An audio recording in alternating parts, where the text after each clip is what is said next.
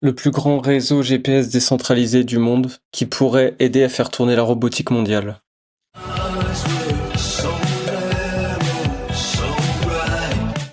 Aujourd'hui, je vous présente GeoDNet. Donc, c'est une infrastructure d'épines. Ce qu'on appelle d'épines, c'est les infrastructures décentralisées crypto. Aujourd'hui, ils ont plus de 21 000 antennes posées par des particuliers dans 170 pays, de vrais clients qui payent et un token détruit à chaque usage. Le réseau qui rend le GPS précis au centimètre. Voilà, c'est un token et c'est un projet que j'avais découvert il y a un petit moment en faisant mes recherches sur quel projet pourrait profiter d'une vague de la robotique et aurait une infrastructure qui serait très difficilement réplicable et concurrencé par des projets modernes.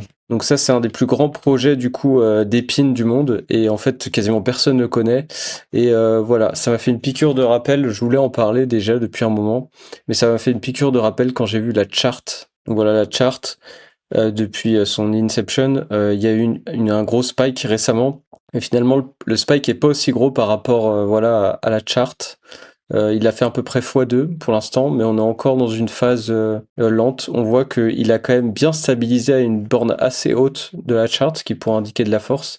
Il est à 91 millions de market cap. Il y a à peu près 50% de l'offre en circulation et il est listé sur Coinbase, principalement, ensuite sur d'autres exchanges comme Gate ou des exchanges décentralisés, également Upbit pour le côté coréen.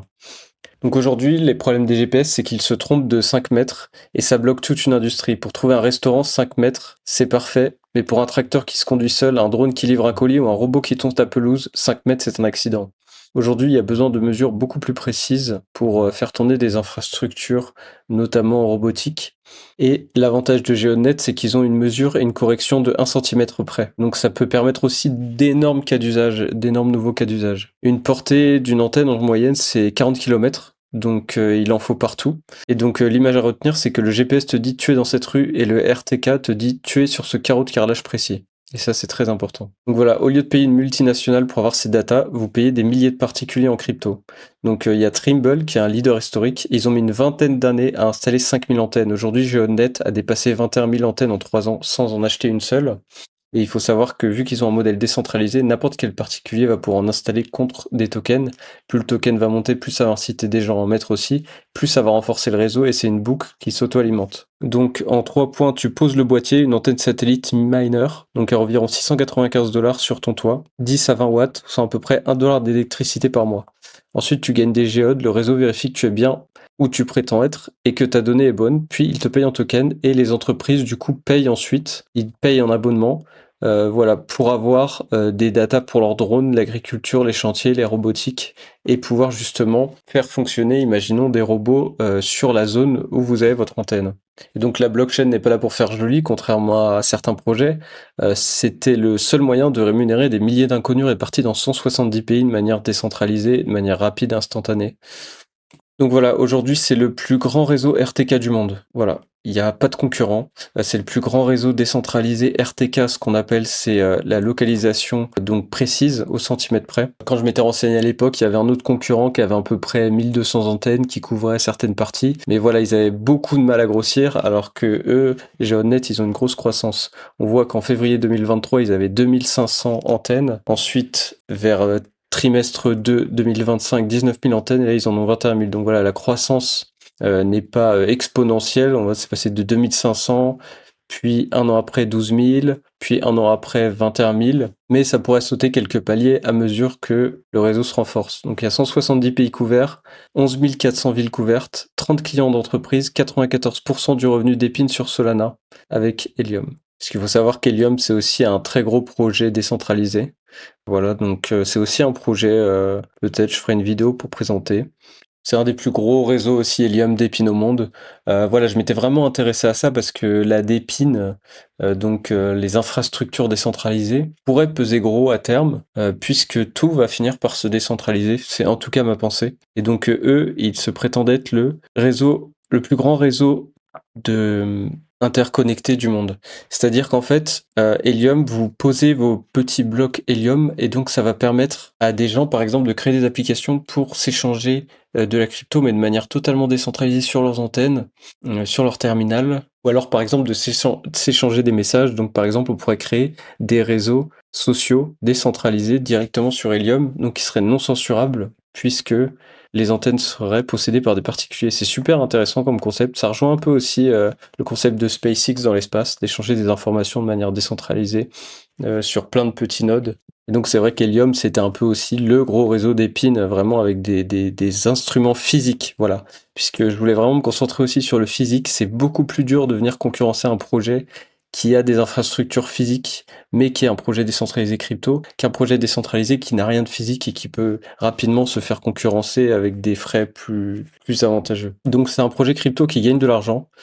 Voilà, aujourd'hui, GeodeNet reprend 80% de ses revenus pour racheter des géodes et les brûler. Donc ils avaient 8,3 millions de revenus annualisés en janvier 2026. Et voilà, on voit que trimestre 1 2025, 2 millions de géodes brûlées. Trimestre 2 2025, 3,8 millions de géodes brûlées. Trimestre 3 2025, 6 millions. Donc comme je vous disais, c'est un cercle qui s'auto-renforce puisque plus il y a de brûlage, plus le prix va monter, plus ça va attirer des investisseurs, plus le réseau va grossir, plus les géodnets vont brûler, plus le token va monter, plus des gens vont installer des antennes, plus ça va se renforcer. Donc c'est vraiment une boucle très intéressante. Et il faut savoir que moi, j'avais calculé que le revenu pourrait à peu près atterrir vers les 73 millions d'ici 1 à 2 ans avec la robotique et les besoins qu'il pourrait y avoir. Aujourd'hui, on est à 8,3 et en général, on applique un multiple de 20 sur ce genre de projet, donc des projets technologiques. Donc voilà, si imaginons on atteignait 50 millions de valorisation, qu'on applique un multiple de 20, on serait sur 1 milliard de market cap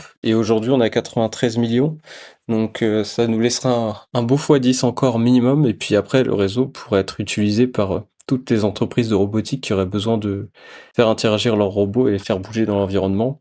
Donc voilà, c'est vraiment un projet qui est assez exceptionnel sur ce point de vue-là. Donc il y a un supply fixe et un halving annuel et des burns permanents. Donc chaque année, la rémunération de Geode diminue et divise par 2 du coup. Donc ça soutiendrait aussi le prix. Et voilà, il y avait aussi quelque chose d'intéressant, c'est que Van Eck, ils ont investi dans GeoNet et ils ont fait un papier pour expliquer pourquoi GeoNet était intéressant. Donc je vais vous citer qu'ont cité des gens qui travaillent dans des fonds d'investissement ou chez Van Eck. Il faut savoir du coup que GeoNet, ils ont levé environ 15 millions, dont 2 millions en avril 2024 avec Pantera Capital, Van Eck, Santiago Santos et CoinFund. Ils ont aussi levé en février 2025 8 millions, tour mené par Multicoin Capital, un gros fonds d'investissement crypto aussi. Et également Parafy et Animoca Brand ont racheté des GeodeNet. Voilà. Selon Matthew Siegel de Van Eck, GeodeNet est une entreprise rentable et unique qui utilise intelligemment la crypto-économie pour offrir un service moins cher et meilleur que celui des acteurs en place. Ensuite, Shayansek Buka de Multicoin Capital. Pour que ces robots fonctionnent, ils doivent répondre à une question fondamentale: où suis-je? Et Cosmo Jiang de Pantera Capital, en seulement 2 ans, GeoNet est devenu l'un des plus grands réseaux au monde, rivalisant avec ceux d'entreprises cotées pesant plusieurs milliards de chiffre d'affaires. Donc voilà les géants industriels qu'il y a en face. Il faut savoir qu'aucun autre projet crypto ne fait de la correction GNSS, donc de la correction haute précision sur données GPS. Helium, eux, du coup, ils ont 800 000 hotspots, 12 millions de revenus, mais ils ne font pas ça. HiveMapper, ils font des cartographies routières par dashcam. C'est un projet intéressant. Dispositif dans votre voiture, ce qui vous permettait d'enregistrer du coup ce qui se passait sur la route, et ensuite, par exemple, Volkswagen, qui sont en partenariat avec HiveMapper, pouvaient réutiliser ces données pour entraîner leur voiture autonome. Il faut savoir que c'est des données qui sont propriétaires, par exemple, de Tesla. Peut-être que Tesla peut en revendre parfois des entreprises, mais ce sera à prix d'or et ça leur donne un avantage aussi compétitif de faire ça. Ça peut donner aussi un avantage à vos concurrents si vous leur vendez de la donnée, donc les gens veulent conserver la donnée pour eux. Et on voit que du coup, HiveMapper, ça m'avait pas trop intéressé parce qu'ils n'avaient pas une très forte croissance, même si c'était un projet qui était facile à installer sur les voitures.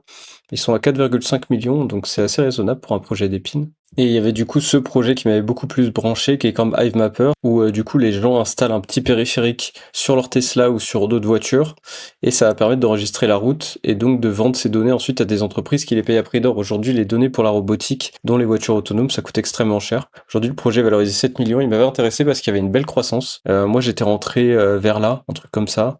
J'ai dû revendre vers là, parce que voilà, on rentrait en bear market, et ouf, même j'ai vendu là, enfin bon, j'ai perdu un peu, mais du coup maintenant on est sur une zone un peu stable. Il faudrait que je re-regarde le projet. Et du coup voilà, pour les données donc d'intelligence artificielle physique, c'est très important d'avoir ce genre de projet. Et donc vous voyez, ils sont en partenariat avec pas mal d'entreprises. Voilà, eux c'était principalement pour les voitures Tesla. En fait c'est du plug and earn, vous posez leur petit dispositif d'enregistrement, donc ça vous coûte 379 $ et vous gagnez des Natix tous les mois. Et ils avaient un gros réseau et c'était en croissance. Donc franchement, ce projet est pas mal. Pour en revenir à Geodnet, donc on va voir ensemble la suite. L'angle du coup de Geodnet, c'est qu'il ne se bat pas contre d'autres cryptos, mais contre des industriels vieux de 50 ans, avec un coût annoncé jusqu'à 45 fois inférieur. Ça, c'est un gros avantage aussi. Donc ceux qui tiennent debout et ceux qui peuvent casser. Un vrai revenu en croissance, donc un chiffre d'affaires qui a été multiplié par 2,25 en un an. Le capital est payé par la communauté, donc chaque antenne est achetée par un particulier. Donc ça, c'est 90% de coûts en moins pour le projet. Un effet réseau réel et des tokenomics lisibles. Les faiblesses, c'est que tout repose sur la croissance du revenu. Si le chiffre d'affaires stagne, le burn s'arrête et l'argument principal s'effondre. Je suis pas totalement d'accord avec ça puisqu'il va avoir de plus en plus besoin de ce genre de projet. On est vraiment au tout début des besoins pour ce genre de données GNSS. Il y a une liquidité assez faible. Il y a 4 millions de tokens débloqués chaque mois jusqu'à fin 2026. Pour moi, ça, c'est pas un problème, mais ça représentera environ 6% de la supply. Voilà, faut en être conscient, mais c'est pas un problème vu qu'il y a quand même de la pression acheteuse.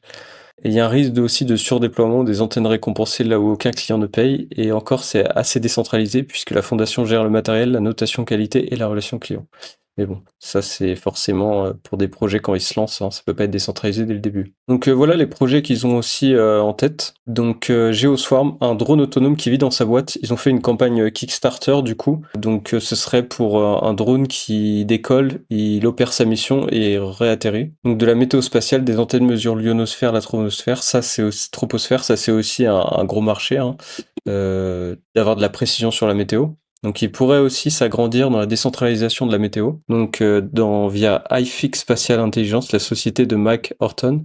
Donc l'objectif c'est que le réseau soit directement dans le véhicule de l'usine, et donc d'agrandir le réseau et de le renforcer.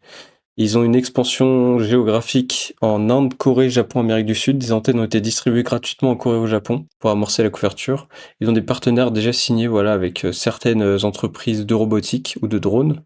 Leur objectif affiché, c'est 100 000 antennes réparties uniformément sur la planète. C'est une ambition du projet. Pas une prévision, mais voilà, ils sont à 21 000. C'est pas impossible qu'ils y arrivent. Et quand ils y arriveront, ils auront une couverture qui sera quasiment abattable pour le prix. Donc c'est super intéressant. Et donc voilà, le grand narratif, c'est l'IA physique a besoin de savoir où aller. Ce genre de projet pourrait vraiment marcher si donc on a un gros push sur la robotique. Ça pourrait être un des projets leaders dans la robotique justement pour ce qu'il propose. Moi, je suis très bullish sur la robotique, c'est pour ça que je m'étais intéressé à ce projet. Et donc en 2023-2025, la crypto avait financé l'IA qui parle. En 2026, elle finance l'IA qui bouge, robot, drone, machine. Et une machine qui bouge a besoin d'une adresse au centimètre près. Donc voilà un peu la présentation du projet. Je sais pas si ça a pu vous inspirer, si voilà vous avez envie d'investir dedans, mais c'est quand même un projet à surveiller, je pense, avec des backers solides, un réseau solide en croissance, une belle charte. Il y a quand même plein d'indicateurs au vert. Donc je trouve ça sympa. Donc voilà, je vous laisse sur ça. J'espère que vous avez aimé la vidéo. N'hésitez pas à mettre un like. Juste un petit like, ce serait super.